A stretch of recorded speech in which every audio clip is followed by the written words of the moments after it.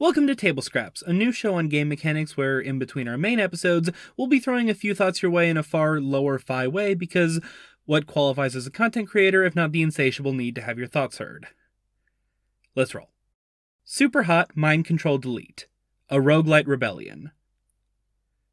I love me a good roguelite, and so far 2020 has had 3 that I've really dug. Fury Unleashed, which stands out with its Contra-inspired gameplay and touches of emotional story, One Step from Eden, which stands out with its Mega Man Battle Network-inspired mechanics and beautiful art, and Superhot Mind Control Delete, which stands out by hating you.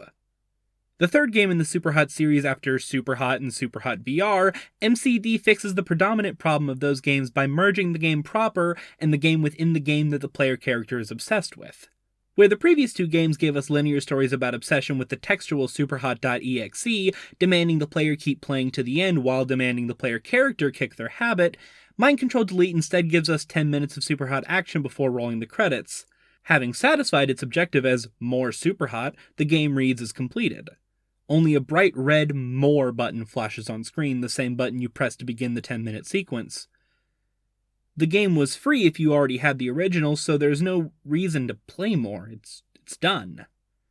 You got the credits, but you click anyway, and then the game proper starts, and with its various adjustments you play the same levels over and over and over again until the metagame finally rebels, stripping you of all the enhancements for one final challenge and freeing the player character, erasing the game's files. The commitment to the bit is so strong that in order to continue playing, fulfilling what is ostensibly the goal of a roguelite to be played in infinitum, you have to wait for 8 hours for the game files to reinstall, quote-unquote.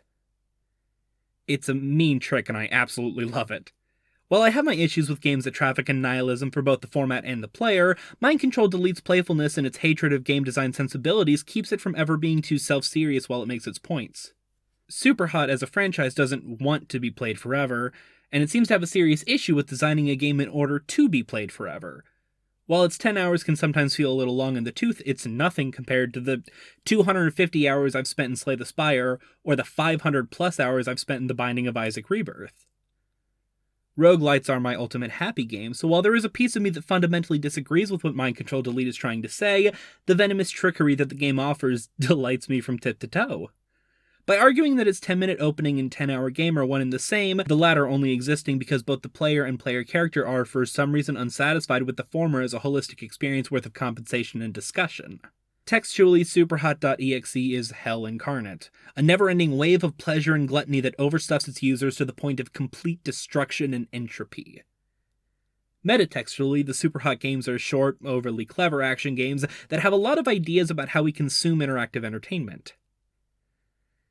And personally, the whole series can sometimes feel like an old man screaming at a cloud, although that's from the perspective of someone who enjoys the things that the franchise both indulges in and condemns, acknowledging my own tendency to scream at clouds from time to time.